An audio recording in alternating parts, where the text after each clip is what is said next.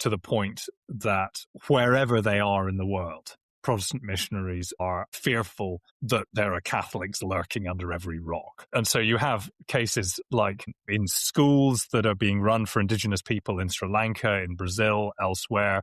You will find that these people who have never encountered Christianity before are being drilled in learning how to refute Catholic error, as if the most important thing in which to train Tamil converts in Sri Lanka is how to deny the doctrine of purgatory. So there is something, in retrospect, from a safe perspective, a safe distance, it can seem perverse, the extent to which the obsession with Catholicism dominates this whole process. And, I mean, as we can now see, the extent to which it's undermining their efforts. But no, I'm not trying to make fun of these people. I think it shows the extent to which that dominates their worldview.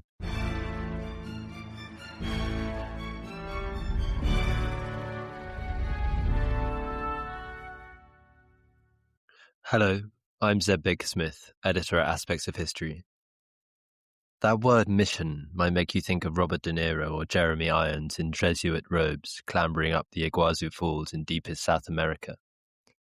But lagging as they may have been, and forgotten as their efforts may be, there is a Protestant expansion too, a clear will to propagate the gospel to the world that challenges those preconceptions. This week on the podcast, Professor Alec Ryrie joins to discuss his new book, The World's Reformation, How Protestantism Became a Global Religion, published by Yale University Press. From Lapland to the Caribbean and across Asia and Africa, we discuss how a now global religion attempted to convert the nations, sometimes falteringly, sometimes successfully, and we examine the motivations, approaches, and instances where religion, colonialism, and empire become intertwined. Next week, Damien Lewis joins Phil Craig to uncover more extraordinary true stories of escape, survival, and audacity, from the Sahara to the Vatican. Drawing on letters, diaries, and first-hand accounts, this will be another thrilling look at the courage, daring, and resilience behind SAS maneuvers. But for now, here's my conversation with Alec Ryrie on the world's Reformation.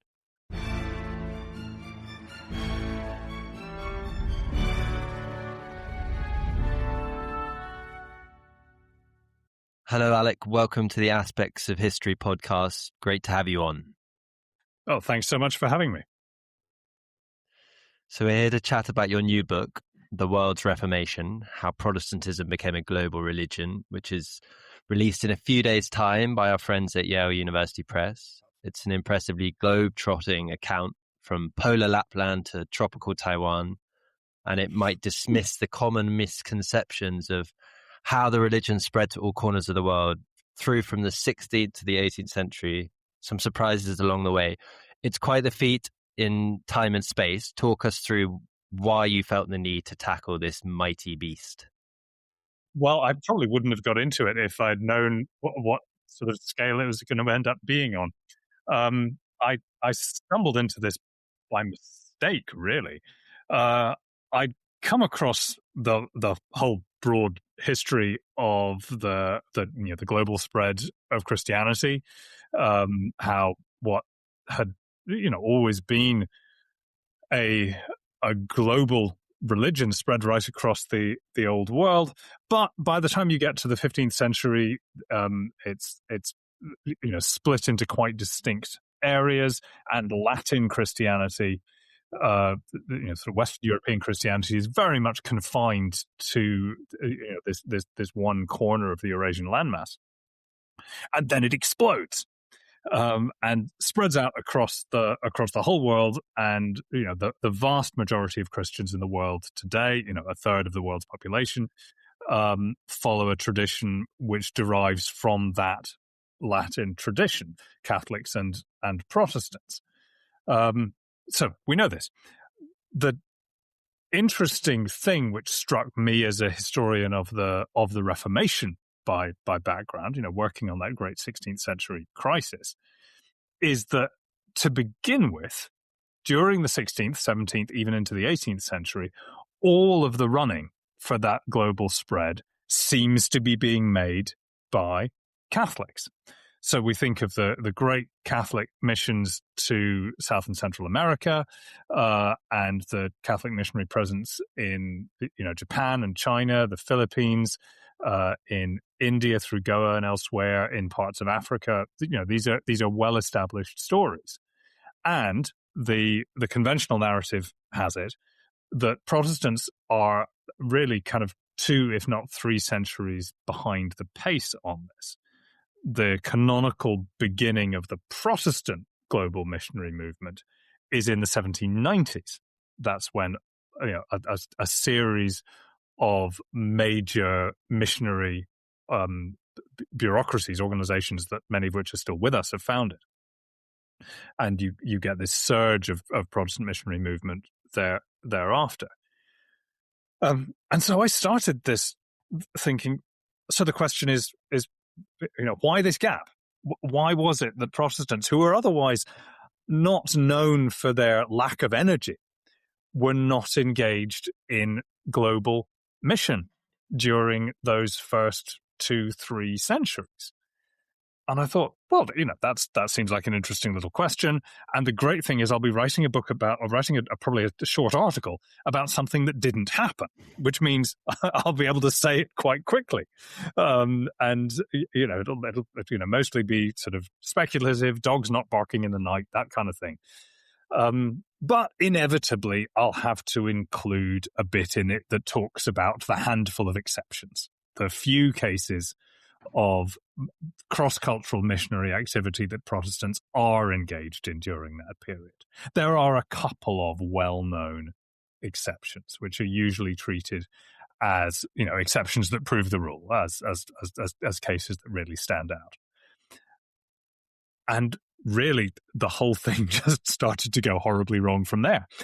In that, the more I dug into it, the more those handful of exceptions grew and grew until eventually, I've reached a point where I had to look this thing in the eye and say, hang on a second, we've got this wrong.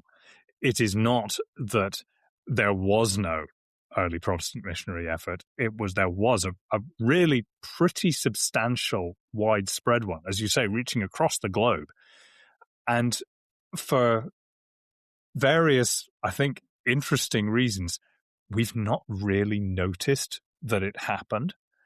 And so it came to seem to me that there was an untold story there of this first phase of Protestantism spreading itself around the world, or trying to spread itself around the world. And I thought, well, if nobody's told this story, then I'd probably better do it myself. And so here we are. Scholarship, eh? So we begin with the principles of why Protestants feel the need, or sometimes don't, to convert the world, not least this curious case of the University of Wittenberg's theology faculty sitting there and saying, we wouldn't bother at the prospect, and the kind of backlash that they faced. But it is fair to say there's more to that tale than seemingly meets the eye. So kind of tell us more about the language used, the idea of kind of cultivation on the heath of heathens, which I thought was really fascinating in the early stages of the book. Yeah, I'm glad you like that. That's one of my favorite bits, partly coming from the work with my former colleague Patrick McGee, who used to be at Durham a few years ago and has done some really interesting work on this area. So, I mean, obviously, if I'm saying there is this whole global movement that was kind of dominating the world for 3 centuries and nobody's noticed it, that sounds a bit implausible.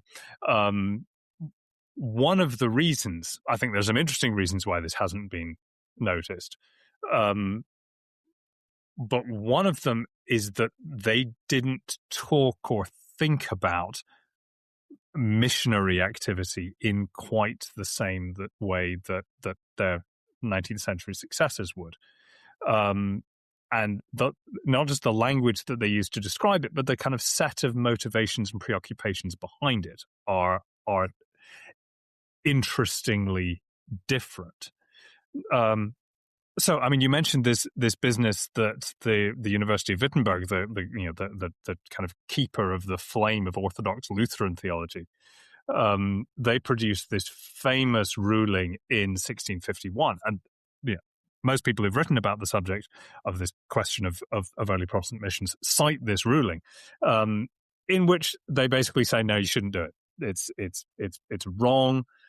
Not just that it's not a priority, they're saying it's actively wrong for Lutherans to venture out into the world and to take their gospel to previously unconverted people, which for most Christians, from most perspectives throughout most of history, would have seemed like a weird perspective to take. Christianity is generally a conversionary religion, wants to try to bring people into the faith, not least, centrally, because they're convinced that it's only through believing, confessing the faith, and being incorporated into a Christian church that it's possible for people's souls to be saved. So there's a kind of urgency to this. The eternal fate of these people around the world depends on it.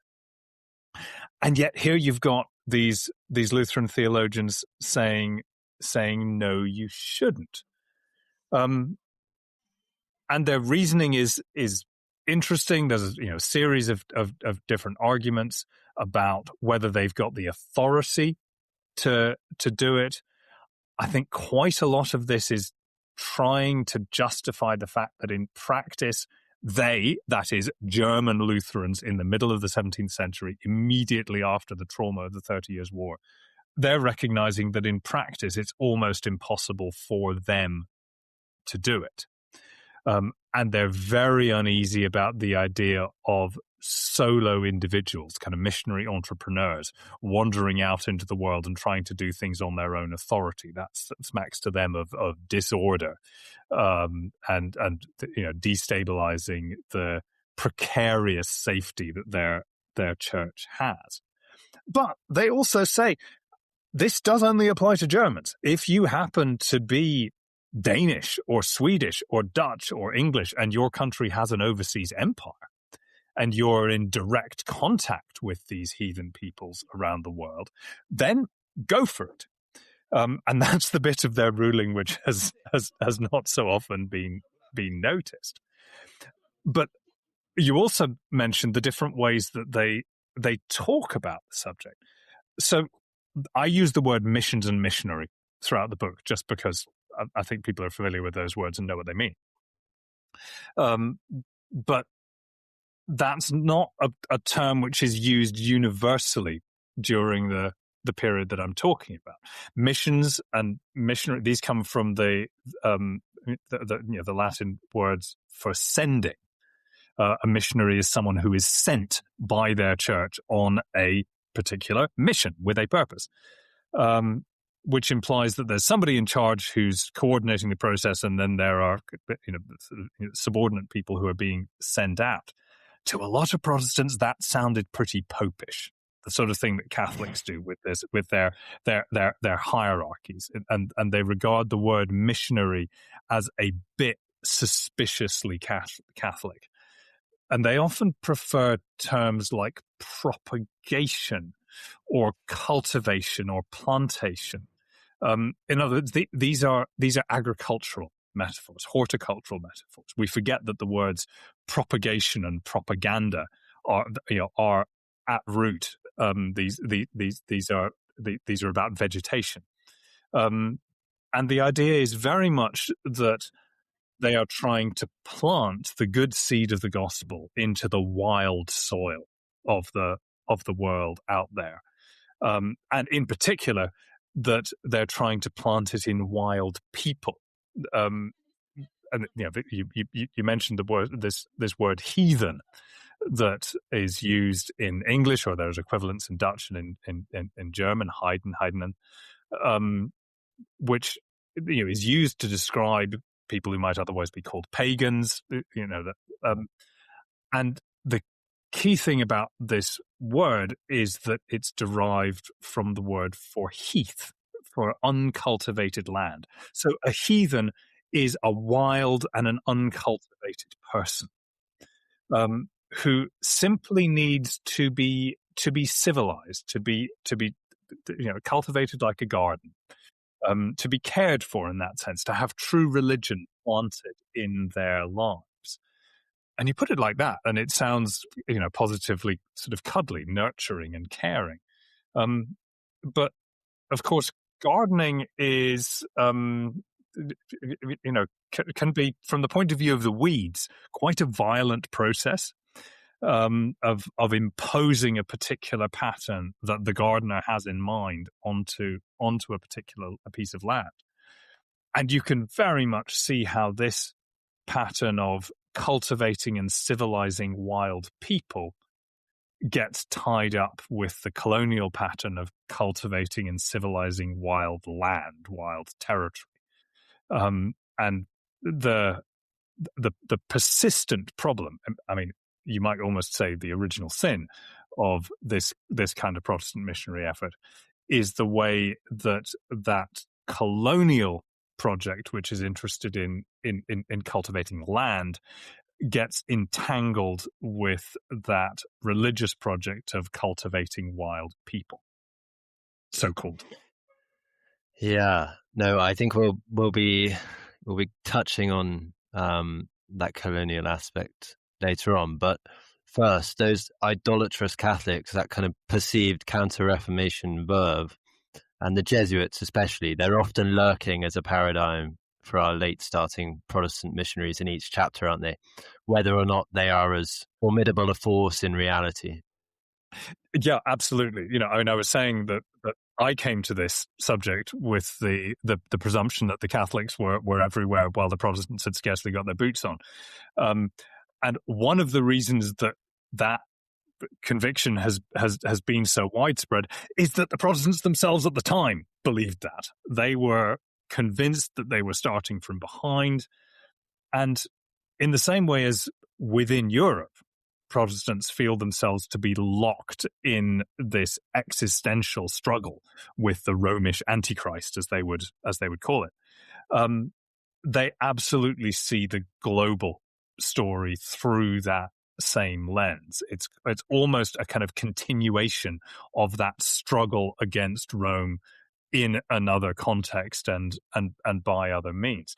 I mean, this is why, without kind of giving the game away completely, I ended up calling the book The World's Reformation. That they really do regard this, what we see as a missionary enterprise, as an extension of the Reformation project to the rest of the planet.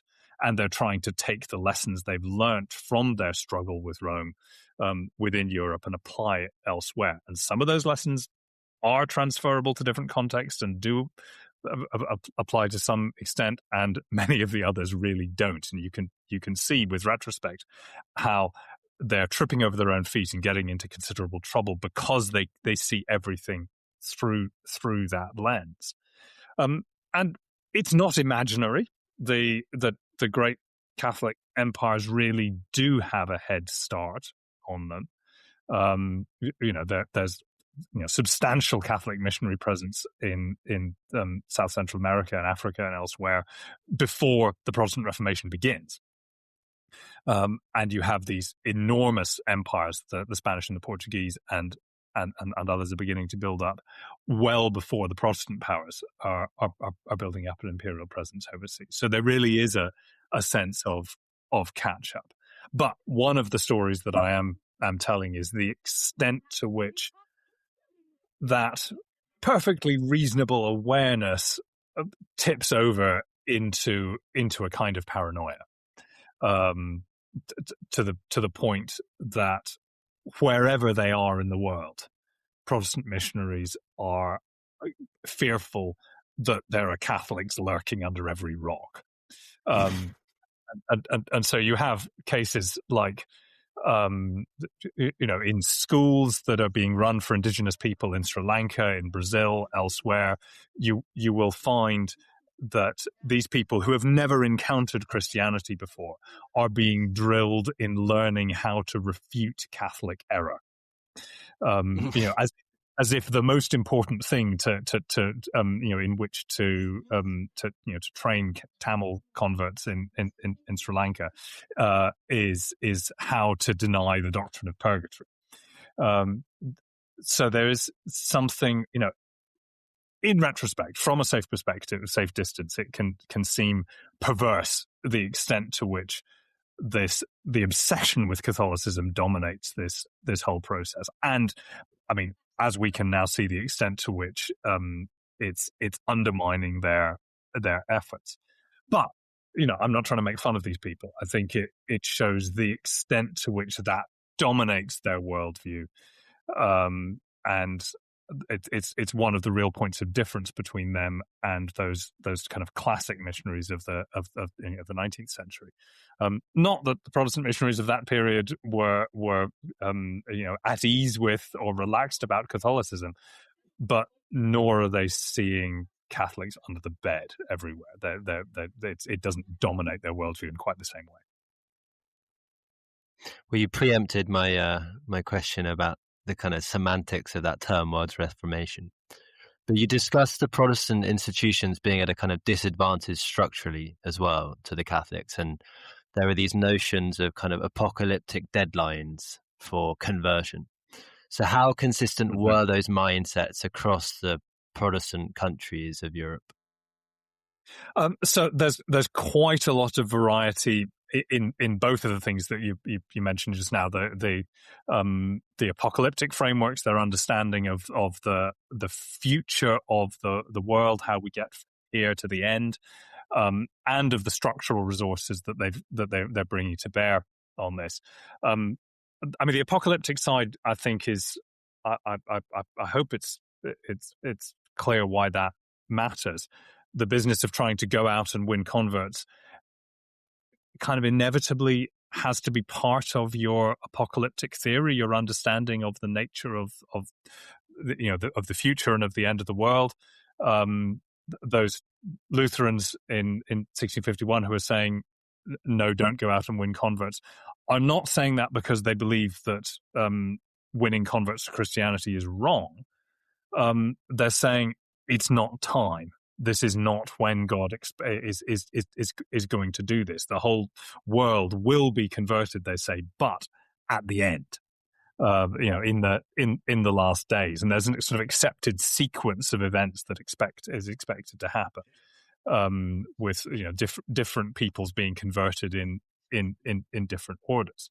So I mean, one of the repeated themes in this is, as Roger Williams, one of the American founding fathers, says, yes, we will convert the heathen, but God's great business between Christ and Antichrist must be concluded first. In other words, we've got to defeat the Catholics first before we're going to be able to convert the heathen in any numbers. So that's one of the questions that's being discussed, and I spend a little time talking about these different apocalyptic worldviews. None of them are absolutely solid. There's always room for debate about this, and people are adjusting them based on their actual experience. So there's more flexibility in there than you might think. What's not so flexible are the institutions. Now, in some ways, this is it's not the most obviously exciting part of the story to be getting into this kind of structural bureaucratic history. I tried to get through it as quickly as I could, but it does matter that the Catholic Church, for various reasons, is just better equipped to do this kind of thing. And the kind of one word or two word answer to why is religious orders. The groups like the Jesuits, the Franciscans, the Benedictines, the Dominicans, these are beautifully structured for missionary work. They're able to send people out, to resource them, to support them, to provide that kind of institutional continuity behind them. I mean, that's one of the main things for which those orders were designed in the first place, the Jesuits in particular. Whereas the Protestants, all of the religious orders are simply suppressed at the Reformation. They retain the institutions that allow them to run a network of parish churches, but something that's got is more kind of front foot, is actually doing that kind of cross-continental outreach. It's just structurally much more difficult for them, partly because all of the funds and resources that their churches had were basically nicked by the kings and princes that supported them at the Reformation. That was kind of the deal. When Henry VIII dissolves the monasteries, he's taking a huge swathe of the resources that the English Church could once have used for those sorts of purposes. So part of the story is that the slow process by which Protestants are starting to develop their own alternative structures, voluntary societies, which are able to mobilize donations and organize themselves in different ways for these kind of projects. And you can begin to see that happening from the kind of middle of the 17th century onwards. Some traces of it before that. But it's a slow and painstaking process. Hello, Zeb here. Please forgive my interruption, but I wanted to let you know that at Aspects of History, we produce a digital magazine featuring articles, interviews, short stories, and book reviews of the best historical writing available. Authors featured including Ben McIntyre, Lucy Worsley, Andrew Roberts, and plenty more. An annual subscription is available for only $9.99. That's pounds or dollars. Yep, you heard that right. That's 6 issues for under £10 or dollars. Head over to aspectsofhistory.com to subscribe, where you can also give subscriptions. Now back to the show. And your talk of templates is fascinating, and you kind of go and dissect several paradigms for conversion across Judaism, Islam, and then barbarians like the wild Irish, the Gaelic-speaking Scots, the Welsh, and also the Sami of Lapland. Do you mind digging in a little deeper into how the kind of early writing of figures like Luther shape those ways of thinking and those approaches over the centuries? Sure. Yeah. I mean, I think this is quite an important part of the story, because when I'm talking about encountering non-Christians for the first time, obviously this is not the first time that people have come across folks who aren't Christian believers. There are plenty of non-Christians in Europe. The most widely spread being the Jews. There are Jewish minorities, not everywhere, but in many countries. There's also significant Muslim presence. Southeastern Europe is under Ottoman occupation at this period, and there's a historic Muslim presence in Spain, and kind of small minorities scattered elsewhere. And you do have surviving populations whose Christianization is debated, let's say, across Europe. So the most obviously still somewhat heathen pagan population is the Sami of Lapland in the far north of Scandinavia. I mean, there's also comparable groups in what's now the Baltic states, and you have as well these Celtic populations in Wales, in the Scottish Highlands, and in much of Ireland, who are undoubtedly Christian. They've been these peoples have been Christians for 1,000 years, but who, as far as their neighbours in the settled communities of England and Lowland Scotland are concerned, they are so barbaric that they may as well be heathen. And in many cases, they remain firmly Catholic as well. And there's there is a strong sense that to be a proper Christian, you've kind of got to live in a settled agricultural community. That these people's way of life is simply incompatible with Christianity, no matter what religion they might formally profess. So, in other words, they've got experience of dealing with people who either genuinely aren't Christians or who they don't regard as proper Christians. And inevitably, that means that when they are encountering other non-Christians around the rest of the world, these are the models that they've got in the backs of their heads. This is the experience that they've got to bring to bear on the subject. And so of course, they draw on their own knowledge of the world and their own prior experience. And what else does any of us ever do? Unfortunately, that prior experience is, and the set of preconceptions it's given them is, well, I was going to say a mixed blessing. It's not really mixed.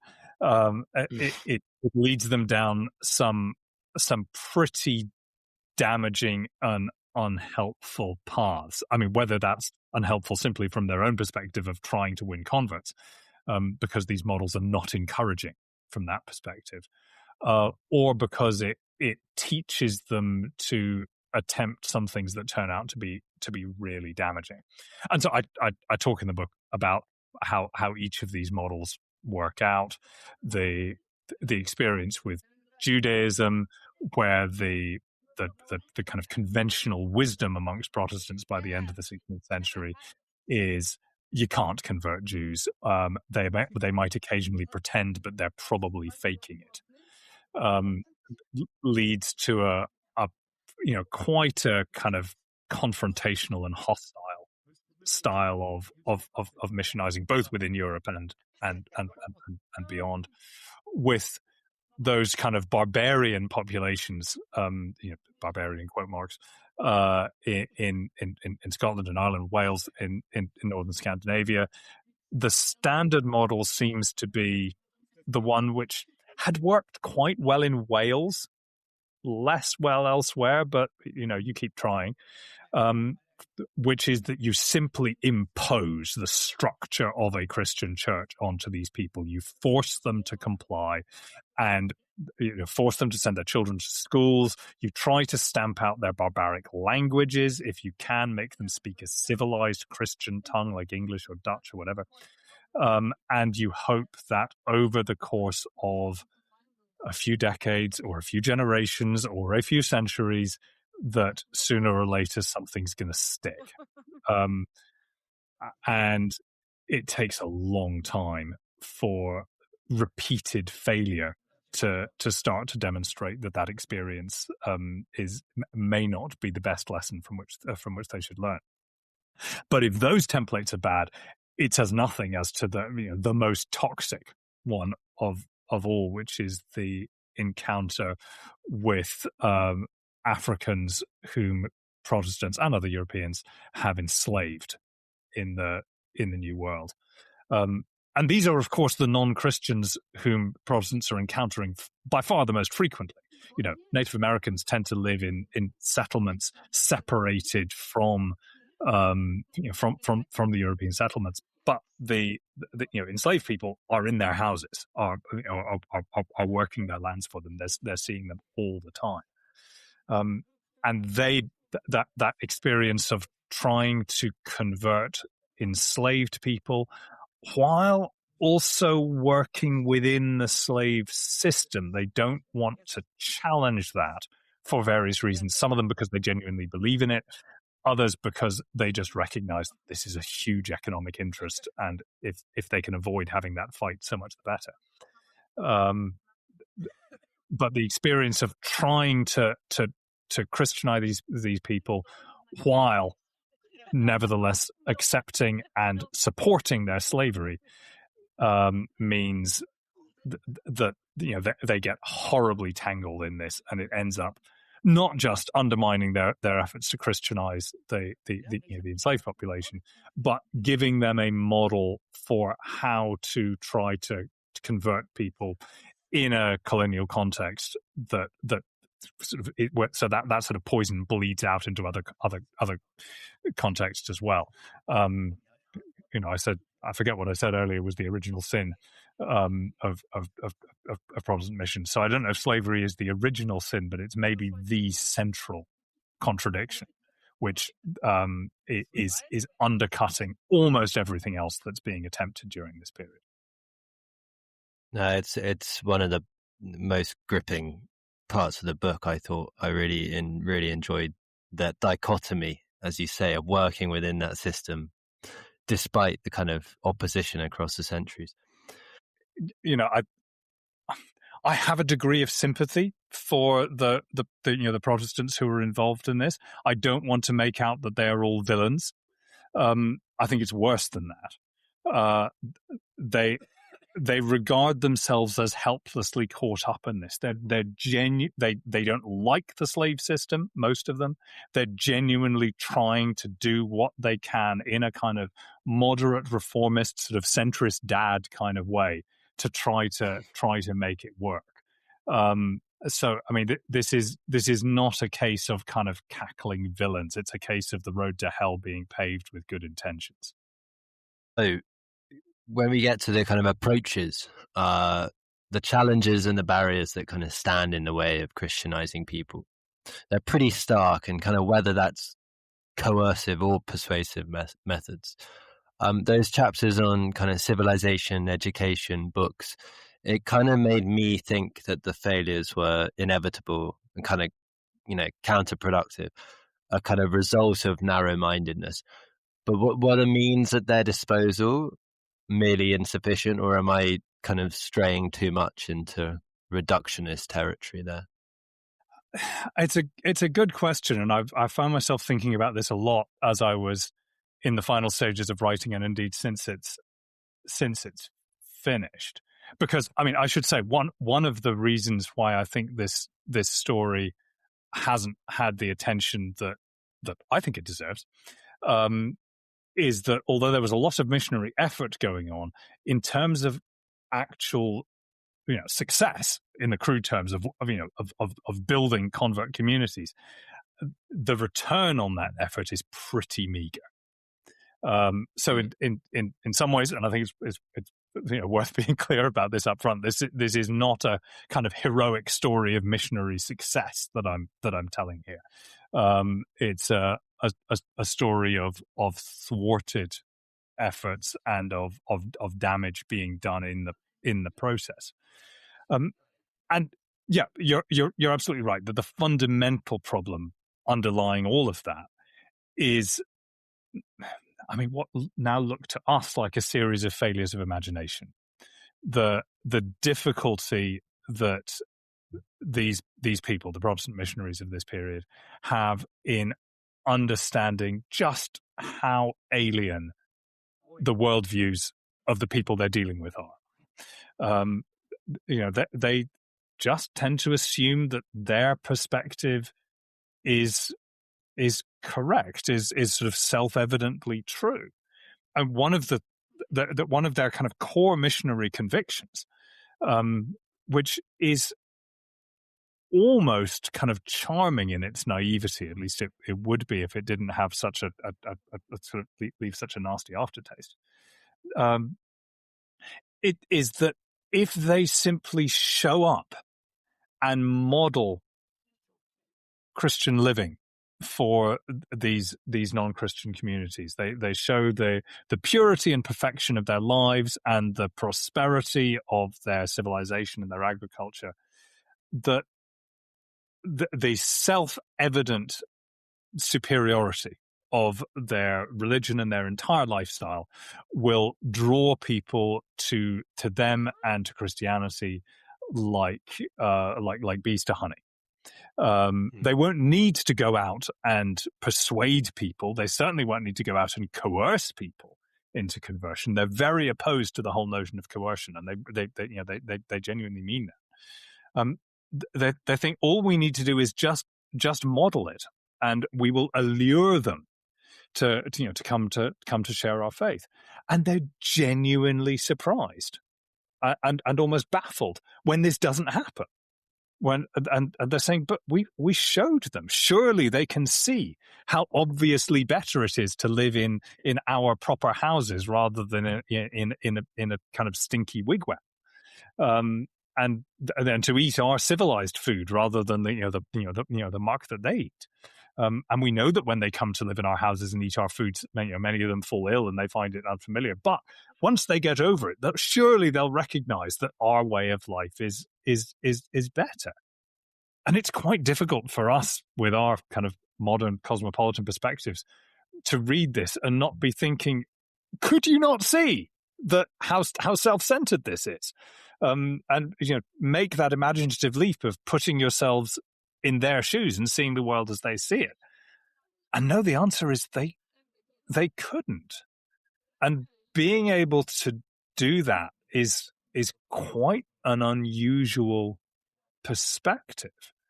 So when we look back on this stuff with the benefit of hindsight, with having come through 2-3 centuries of imperial experience and now being in a sort of post-colonial age and a global age, we're accustomed to a world which in one level is full of variety, but also in which all peoples are much more similar to one another now than was the case in this period.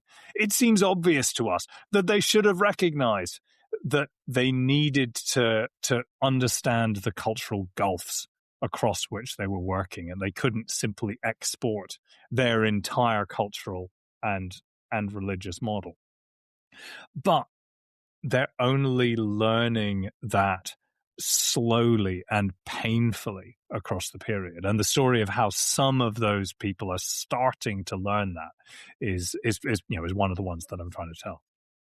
And the book talks about individuals who work in partnership with a kind of burgeoning imperial system, but also highlights those critical voices. How difficult is it to unpack that relationship between conversion and empire building? And is that, I'm kind of merging two questions, is that partly why you end the book by the 18th century? So yeah, well, I mean, those are different questions, but they are linked. So I mean, the entanglement between this missionary enterprise and the early colonialism, and it is still early colonialism that we're talking about, is fundamental. It runs right through the story. There's no escaping it. These Protestants are well aware that without the colonial business, without the global trade networks which are being policed and protected by by Protestant military powers and around which they're starting to build up territorial claims. Without that, cross-cultural mission or global mission would essentially be impossible. There's one of the arguments that those Lutherans in 17th century Germany are making for why you shouldn't engage in missionary projects is you just can't do it. How are you going to get there if you show up, as a sole missionary on the shores of some foreign people? They'll eat you alive. The idea of cannibalism, very, very widely spread during this period, and it's exaggerated. Actual cannibalism is pretty rare, but they're not wrong that this is a dangerous business, and needing the security that colonial conquest can provide is, well, it's not necessarily the only way of doing this, but it's the surest way of doing it. So they are unavoidably entangled with the colonial enterprise, as much as many of them have serious misgivings about it.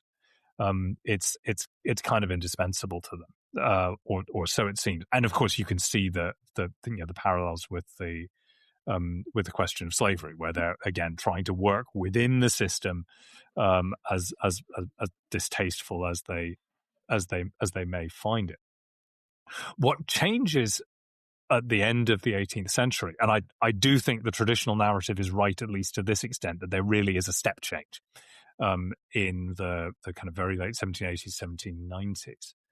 I mean, one of the most obvious signs of that is that the long-standing Protestant willingness to work within the slave system breaks, or at least it begins to break, and particularly begins to break in the British Empire, where you have the emergence of slave trade abolitionism, and a quite sudden but quite widespread conviction that this whole system is just too rotten to work with. That if we're going to convert these people, we can't do it working within this system. We've got to break the slave system first, and then it'll be possible to win these converts. But I tie that back to something with I think a wider impact, which is I mean, really what I came to see as the decisive event of this whole story, namely the American Revolution, which, of course, breaks the whole of the first, what we now call the First British Empire, reorientates the British imperial imagination from the Atlantic Ocean to the Indian Ocean, and from in particular from North America towards India, which poses a completely different set of missionary challenges and possibilities. It just leads to them reimagining the world in a whole series of ways, of which moving towards slave trade abolitionism is a part. And the Dutch Empire collapses around about the same time in the wake of the French Revolution. So there's a whole series of these changes unfold together.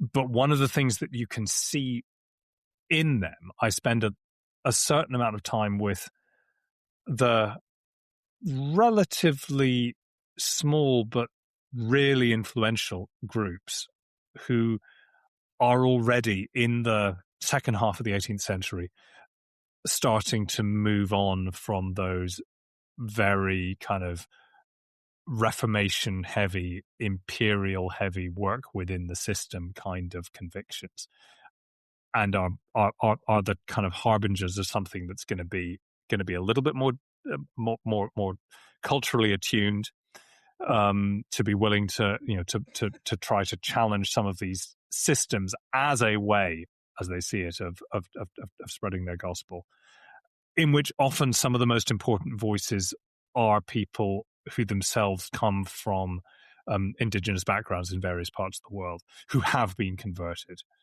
And when they are looking at this situation, these are people who almost by definition work across both worlds, and they're able to look at it with some of that kind of cultural imagination and sympathy that their European brothers and sisters in Christ are not.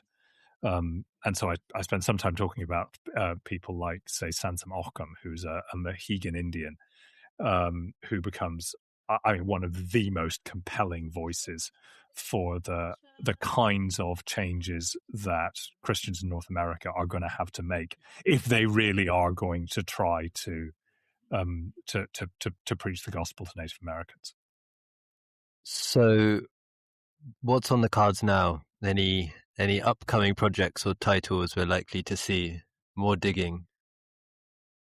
That's a good question. I've got a series of smaller projects on the way. I'm hoping there's going to be a survey history of Christianity, just a very short one. We don't really have something of that kind that could serve as an introductory text for students, a 1-volume one, of a bite-sized variety. In the medium term, I'd love to do something proper on religion in the British Empire, going into the 18th and into the 19th century, looking at the messiness of the relationship between the various British churches and the imperial project. Many times churches are absolutely cheerleading for empire. Many of them are also deeply uneasy about it, or are trying to influence it and reinvent it in different ways. So it's a story that is often told as simply one of the churches as the villains of the imperial story, or the useful idiots of it. And there's a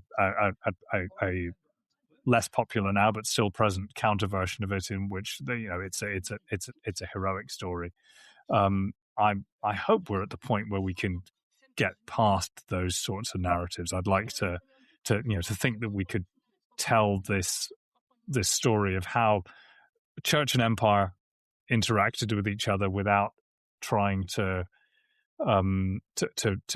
either lay blame or excuse from blame, but just understand the messiness of the situation within which within which these people were working, the horrors in which many of them were complicit, but also the ways in which they're trying, as with the characters I've talked about in this book, to do what seems best to them in the situations they find themselves. It sounds fantastic. And this has been great too, Alec.